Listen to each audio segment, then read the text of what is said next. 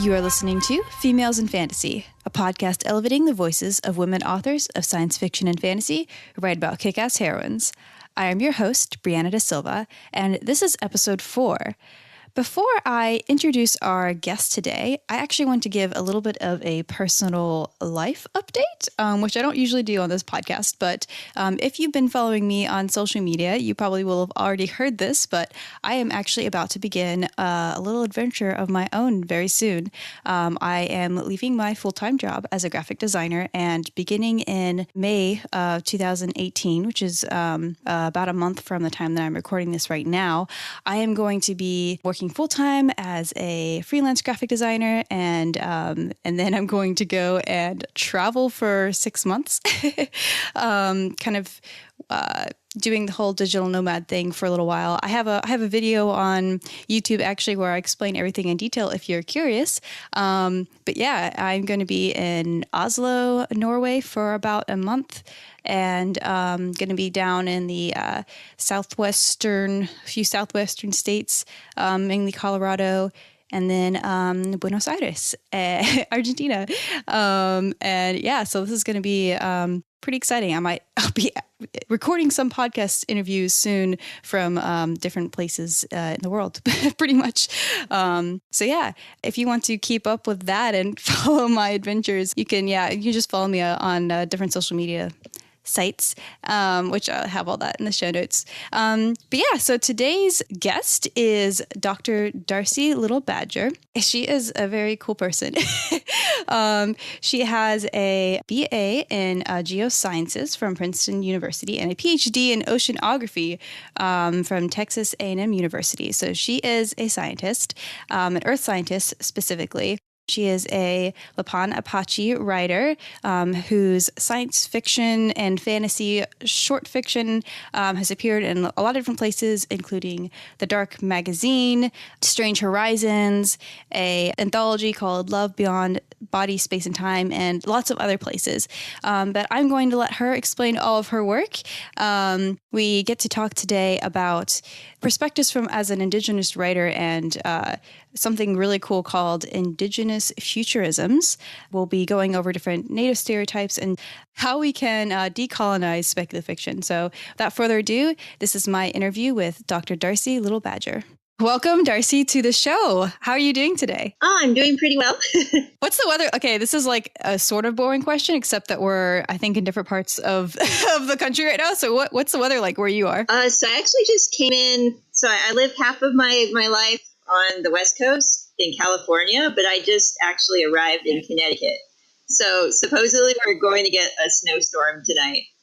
But I'm actually really well tuned to the weather because I just got stuck in Chicago for like 3 days in an airport, and all I had was a t-shirt, and it was like freezing and snowing. So yeah, so like compared to that, this is, at least they comped my hotel room for those 2 nights that I was stuck there washing my Star Wars t-shirt in the sink.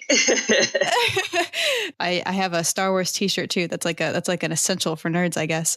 I am in Northern Virginia, and it's very weird. Like winters are really weird. Like for listeners, this is going to be released a bit later than we're recording. It's currently middle of February, and it's actually snowing outside right now. But like 2 days ago, it was almost 70 degrees. So it's very weird. But I've lived here most of my life. It's always been like that. Winters are very strange in this area. It's like going up and down and stuff, but snow is kind of fun. Yeah, it's like, it used to be more fun when you could build like forts and stuff out of it, but I haven't done that in a really long time. Yeah, neither have I. But I never really liked getting like in the snow when I was younger. Actually, I didn't really like being wet. So oh yeah. Tell us a little bit about yourself and your background and what first got you into writing speculative fiction. I'm actually, I have a lot of background. So I'm a Lipan Apache writer and scientist. So on the science ends of things, I got a geoscience degree from Princeton, and then I went down to Texas A&M. I got a PhD in oceanography, working on plankton transcriptomics, which is like genetics. So that's my background in science. It's kind of a mixture of earth science / biological science, very focused on the ocean. I do have a full-time job as a scientist, but it's not in academia. It's actually as a private scientist doing earth science stuff. On the other hand, from the creative side, I've pretty much always wanted to be a writer.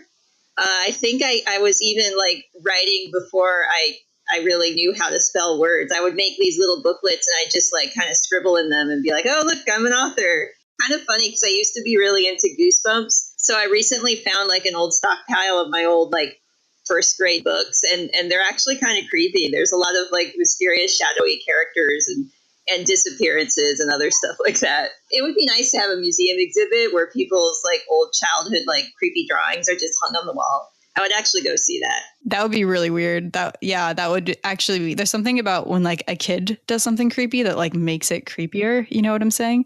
So that would be pretty interesting. Yes, they're so pure. Yeah, until they're not. Yeah.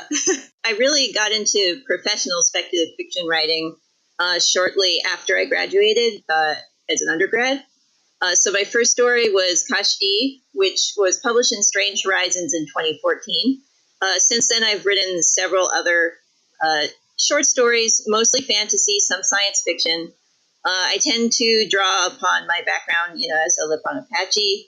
I like to kind of make stories that reflect my cultural heritage, and also stories that other Native people can really relate to as they're reading science fiction and fantasy. Because growing up, like I would read all sorts of books. I was constantly reading, but I never saw myself reflected in the characters in them. So I am very hopeful for the future because I have been noticing there's like this new renaissance almost of Indigenous writers, specifically writing in these genre fiction areas that we've been, underrepresented in the past. That's really cool to hear. Yeah, it's very exciting.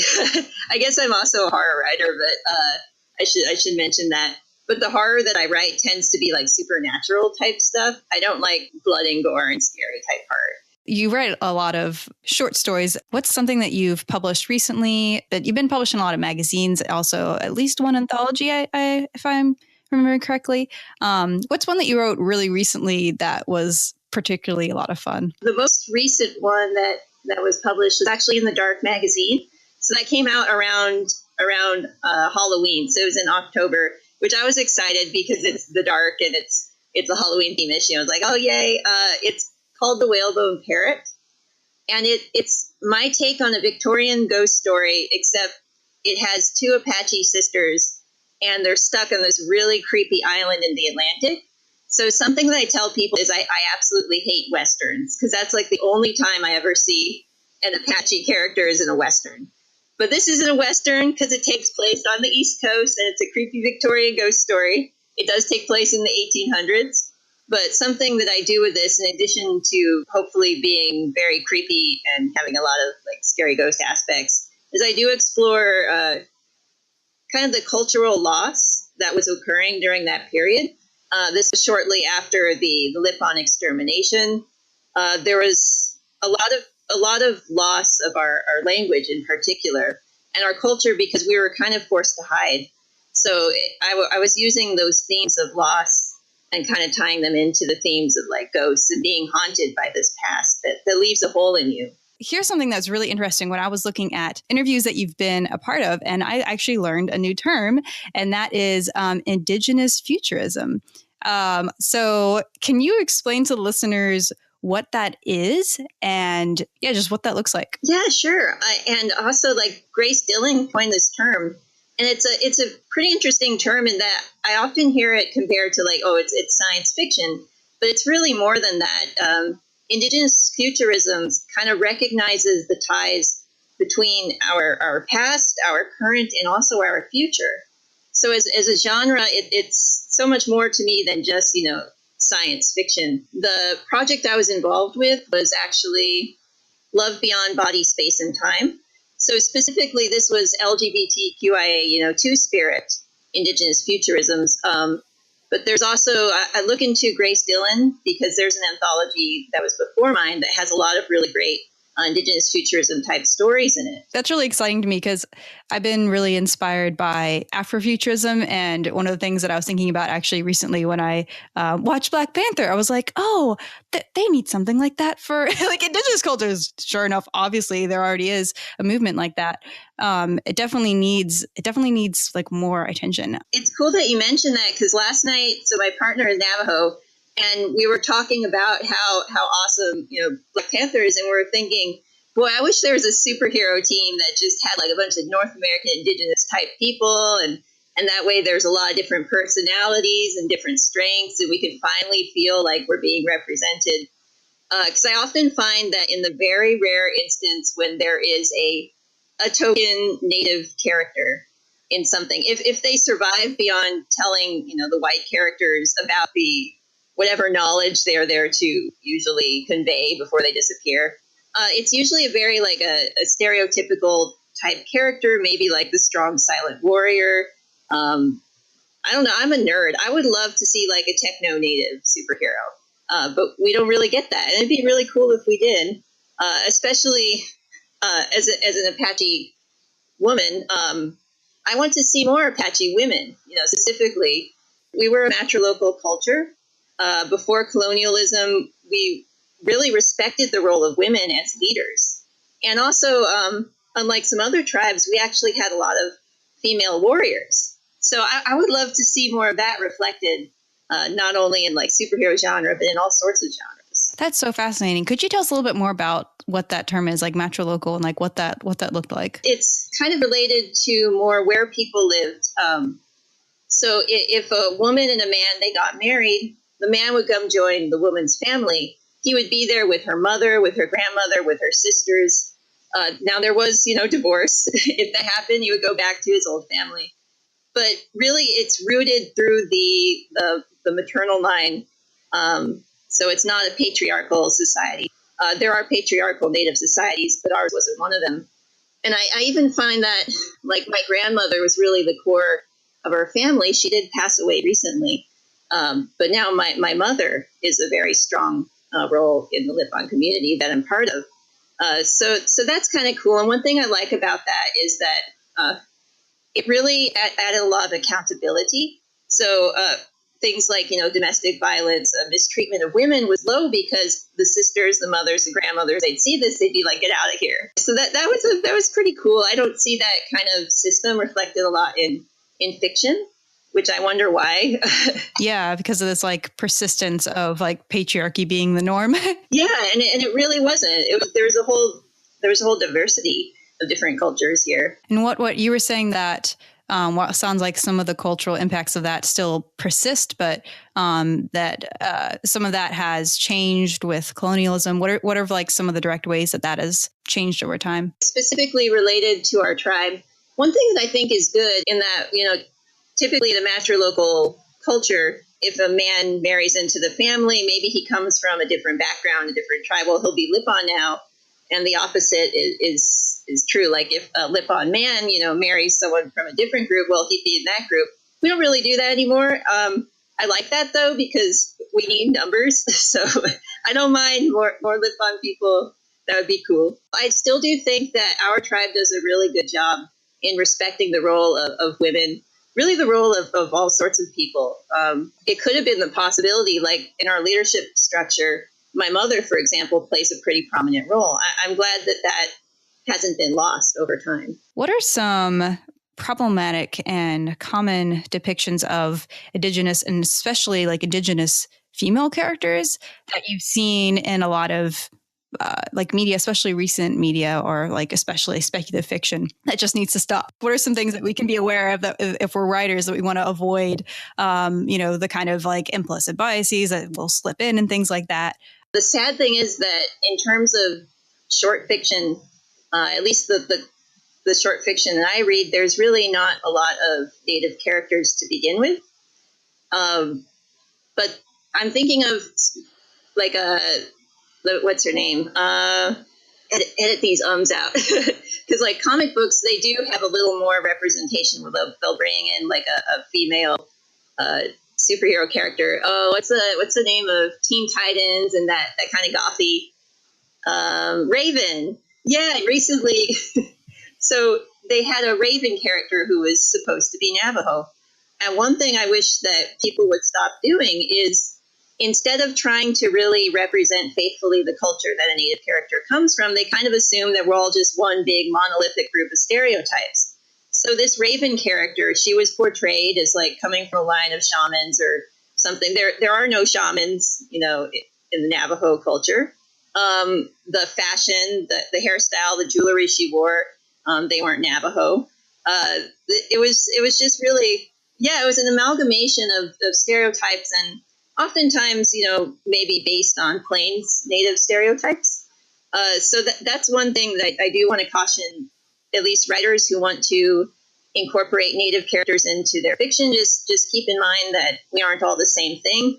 There are so many cultures, like hundreds of groups out there, nations. We're Native nations, and we're distinct from one another. Even my partner being Navajo, me being Apache, like we're sister groups, but we have so many cultural differences that we do like talking about them sometimes. Like you can't just assume that we'd have the same, the same kind of beliefs, the same kind of traditions, the same history. That's really frustrating for me to hear that, because that seems like, one of the things that we all know as writers is that, you're supposed to research, right? Like that's a major stage in writing a story is researching, anything that you're going to be talking about. And so there's this common thing where people don't tend to put the same level of research into cultures that they're representing that they would into, I don't know, like the science of what they're talking about, or, things like that. And, I don't really understand why that is, because it's another, it's another topic that if you're going to write about, and it's also probably one of the most important ones to research because of the impacts that can have on how people perceive other groups of people. So that definitely is disappointing when that kind of effort isn't applied. Yeah, and if I could just bring up one more example that is specifically Apache. Another comic example. I didn't mention this, but I also write comics. But this was actually a sorceress supreme who is part of the Ghost Rider series. I don't really follow that one, but I read this specific part of it because it had a new Apache character being introduced. And I looked at this outfit that she was wearing, and I noticed something. It had suspiciously similar patterns to a very sacred outfit that is used in a sacred dance that I won't discuss too much, but it's commonly known, and this is not the right way to call it, but it's the way it's commonly known as a devil dance, right? So I was like, what? So I looked into this, and the guy who had made this costume had apparently researched only far enough to see pictures of these dancers, old pictures. Really, they shouldn't be, shared in such a manner. But he must have seen these on Google because they're there. And he must have assumed, oh, that looks really cool. I'm just going to throw it on this character's outfit. Like that's what she would choose to wear if she could. And that's almost worse than just like doing some random stereotype. It's almost blasphemous. But there is a danger in too little research, too, which is what I find you get a lot when you go to the internet. You might Google something and then get some random blog post about Native American culture, and it's important to confirm that what you're reading or what you're seeing is actually appropriate or representative of the culture. And what I find helps is to really just talk to people who come from whatever culture you want to write on. That's where I think sensitivity readers do come in handy, just because they have a lot of expertise and information that somebody might not necessarily have. And I say that as myself, somebody I would use sensitivity readers if I was writing outside of my culture. For the uninitiated, can you explain the concept of cultural appropriation? So I'm probably not as good as some other people. So, for example, if you go to like Woodstock or something, I don't know, and you see somebody wearing like a fake headdress, that would be cultural appropriation.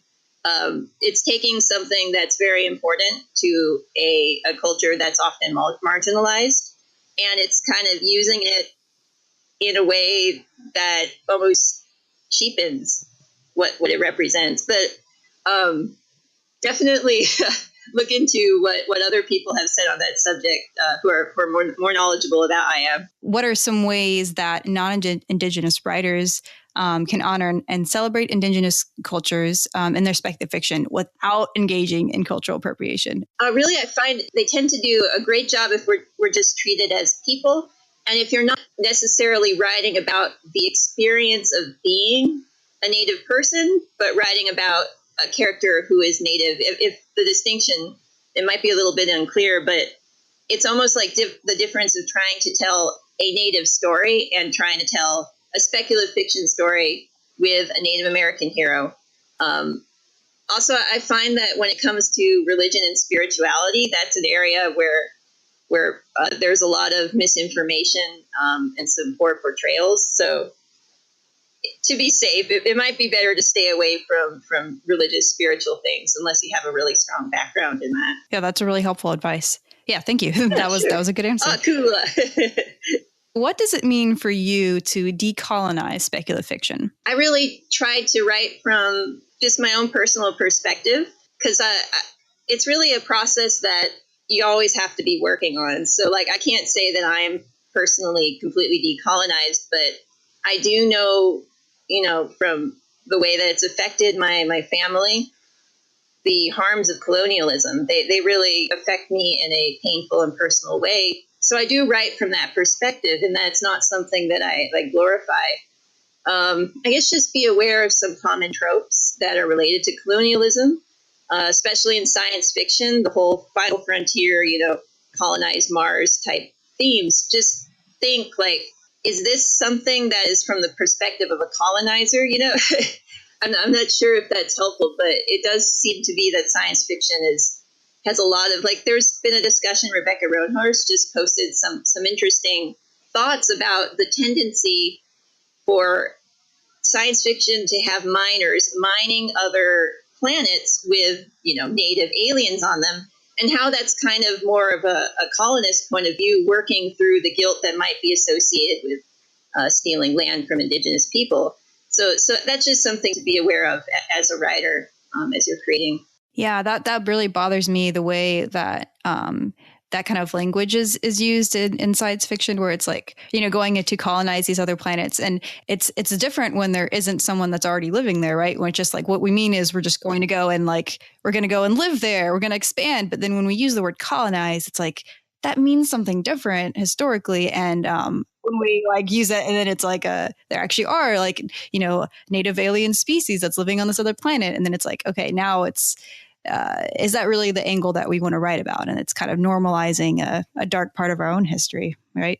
Yeah, exactly. And that's something I think I mentioned once when I was talking about Mars specifically. It's like the difference between Mars is there's nothing really living on there. So the comparison between this planet that has certainly no humans living on it with the violent colonization of a country that was full of people, full of cultures, it almost minimizes the impact of the colonization of North America and other places.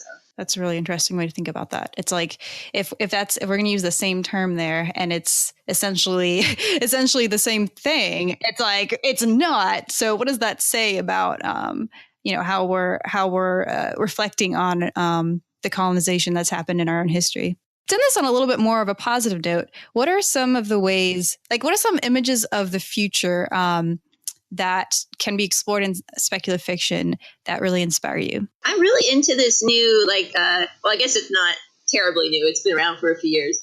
It's called solarpunk, and it's a way of trying to envision how technology, instead of being, this dystopian factor in the future, how it can actually maybe improve the future.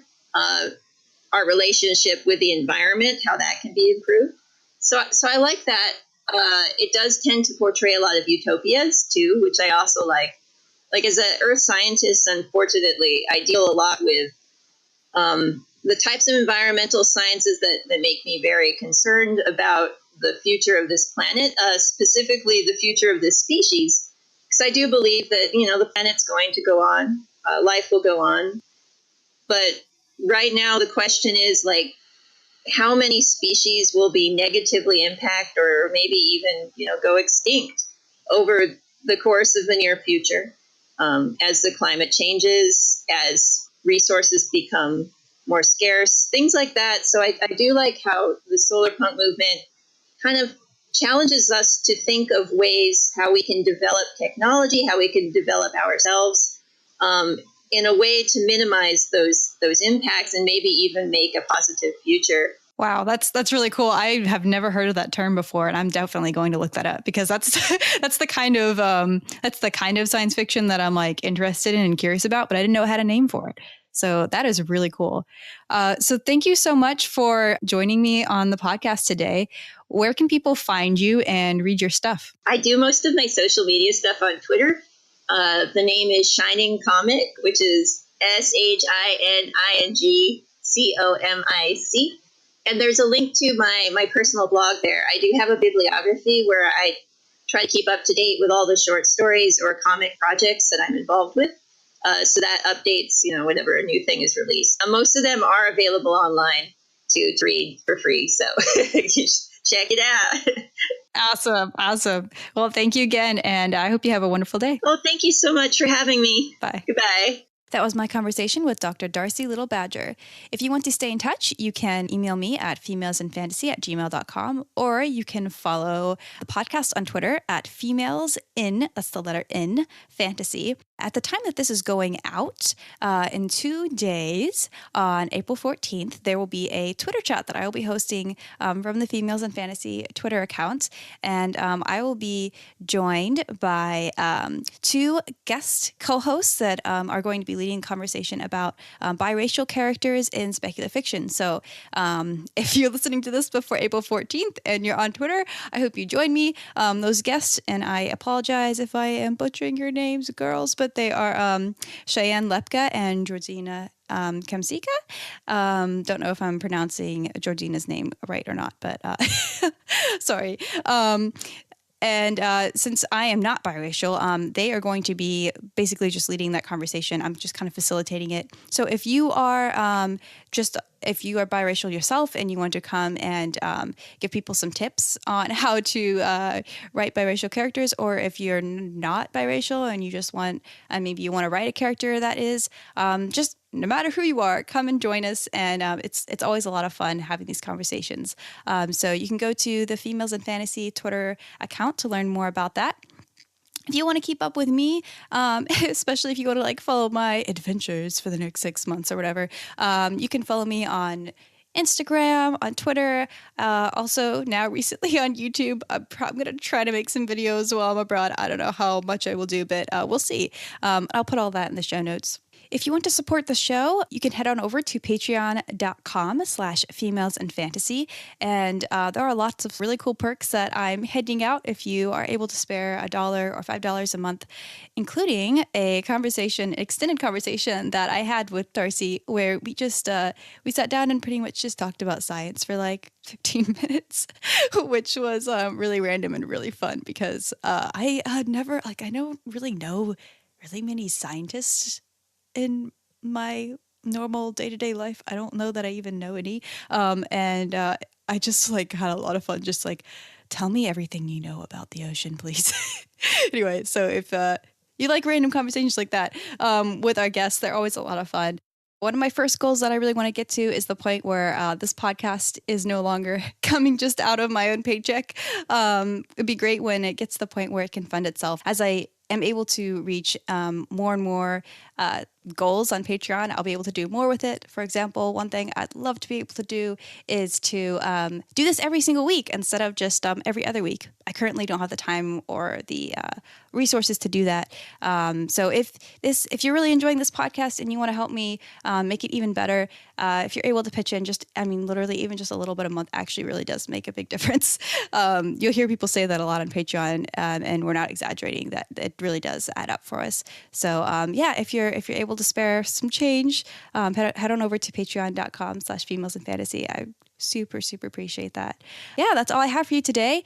In a couple weeks, I have a rather unique oh man, I'm going to be having Jeanette Ng, and we're talking about her book Under the Pendulum Sun, which is just a very I don't know how to prepare you for that book. It's a very weird gothic fantasy, and it's awesome. I really love it, and I also really love this conversation with her. So get prepared for that. As always, I am Brianna Da Silva. Thanks for listening.